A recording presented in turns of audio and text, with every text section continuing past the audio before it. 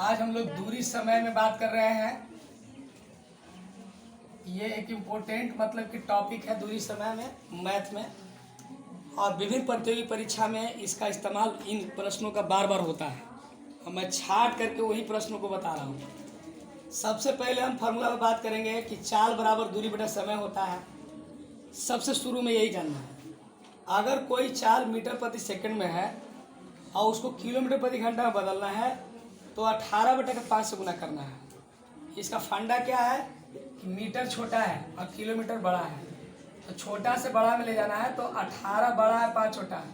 18 ऊपर बड़ा कर देना है और नीचे 5 छोटा करना है और गुना करना है। कितना कंफ्यूज हो जाता है कि 18/5 से करना है कि 5/18 से, तो कंफ्यूज नहीं होना है।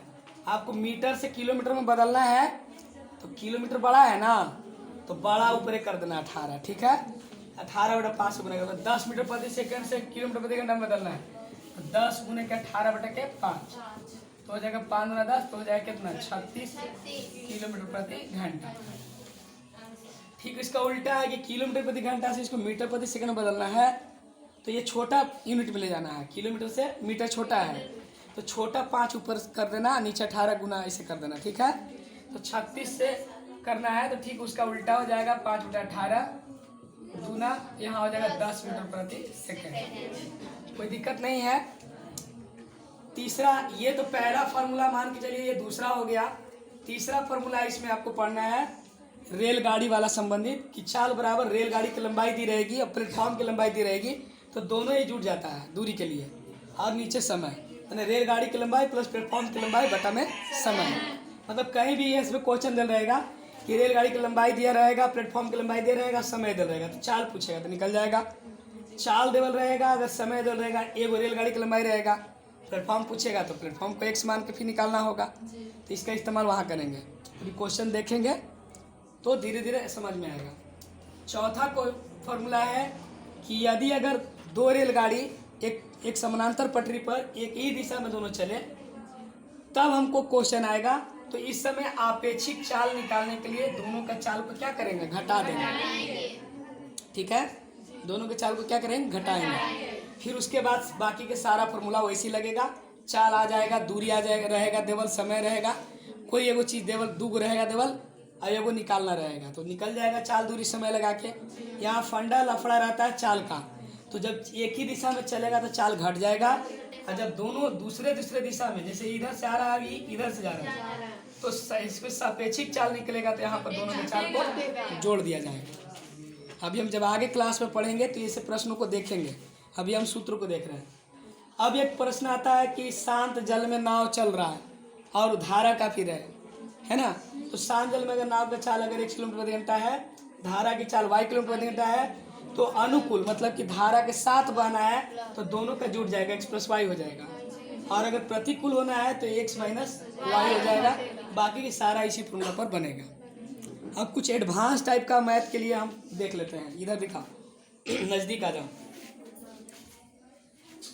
चूँकि भाई स्टैंड का व्यवस्था नहीं है, गरीबी में ये वीडियो बनता है, तो देखने वाले लोग देखेंगे तो ठीक ही है, सुझाव दे सकते हैं, और लगेगा कि हाँ बढ़िया है तो ठीक है, और नहीं तो बताइएगा कि हाँ यहाँ पर गड़बड़ा बताए हैं और आपको ऐसे होना चाहिए था।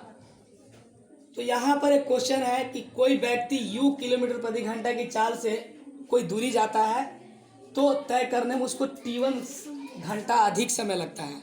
पहले जितना समय लगता था, क्वेश्चन हम बनाएंगे तो समझ में ज़्यादा आएगा। अभी समझना है फार्मूला को कि अगर कोई किसी चाल से चल रहा है तो एक निश्चित दूरी तय करने में उसको t1 घंटा अधिक समय लगता है, परंतु अगर वो v किलोमीटर प्रति घंटा की चाल से चले तो उसको t घंटे कम समय लगता है। मतलब कि अब चाल पहले वो वास्तविक चाल होगा तो वास्तविक दूरी जाने में एक समय लगता होगा। अब उस चाल से वो कुछ ज़्यादा चाल से चला होगा तब ना ये कम चाल से चला होगा तो उसका समय ज़्यादा लगेगा, और जब अगर चाल उसको बढ़ा देंगे तो समय को कम लगेगा। ऐसा क्वेश्चन आता है तो दूरी निकालने के डायरेक्ट फार्मूला है t1 + t2 × hall × u × v बटा v - u।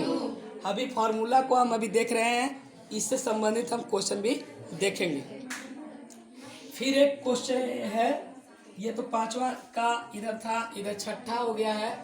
इधर 7वां आ गए कि कोई व्यक्ति अपने वास्तविक चाल से के x/y चाल से चलकर अगर लक्ष्य तक t समय पहले या देर से पहुंचे तब वास्तविक चाल से लक्ष्य तक पहुंचने में लगा समय के लिए x बटा में x माइनस वाई का अंतर गुने के t होता है।